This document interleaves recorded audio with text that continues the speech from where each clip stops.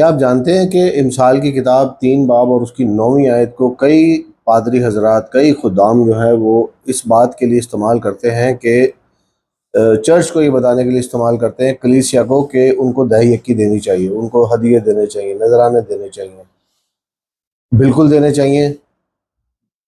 نئے عہد نامے میں ایک اصول ہے کہ خدا خوشی سے دینے والوں کو قبول کرتا ہے اور پسند کرتا ہے، اور اتنا ہی دینا چاہیے جتنی آپ توفیق رکھتے ہیں، کیونکہ خوشی سے دیں گے اس میں خدا برکت دے گا۔ لیکن اکثر اوقات میں سنتا ہوں کہ خدام جو ہیں وہ امثال 3 باب اور اس کی 9ویں آیت کو استعمال کیا جاتا ہے جی دہی یکی کے لیے۔ اس کو پڑھتے ہیں ذرا، اس میں لکھا ہے جی اپنے مال سے اور اپنی ساری پیداوار کے پہلے پھلوں سے خداوند کی تعظیم کر۔ 10ویں آیت میں لکھا ہے یوں تیرے کھتے خوب بھرے رہیں گے اور تیرے حوض نئی مے سے لبریز ہوں گے۔ شروع میں لکھا ہوا ہے اپنے مال سے اور اپنی ساری پیداوار کے پہلے پھلوں سے۔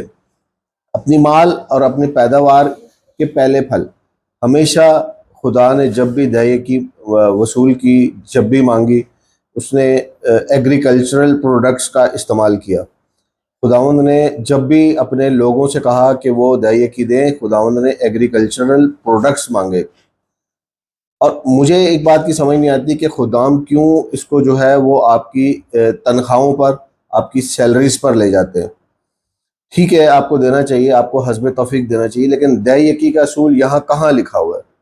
کیونکہ میں کچھ ہفتے پہلے ہی ایک لیکچر سن رہا تھا فیس بک کے اوپر ہی، وہ ایک خادم ہے جو اس بات کو یوز کر رہا ہے، اور وہ یہ کہہ رہا ہے کہ آپ لازمی دہی یکی دیجئے، اور اگر آپ دہی یکی دیں گے تو آپ کے کھتے خوب بھرے رہیں گے۔ یہاں پر مجھے بتائیے کہاں دہی یکی کا لفظ آیا؟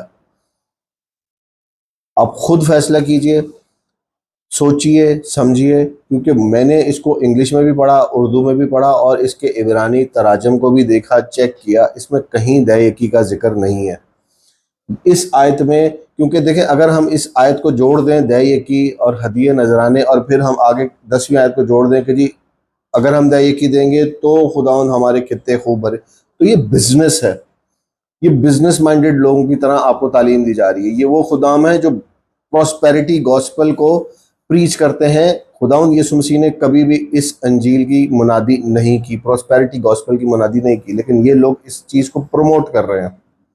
آپ دیکھیں، سوچیں، سمجھیں، اور ضرور کمنٹس میں مجھے بتائیے گا آپ کا اس کے بارے میں کیا خیال ہے۔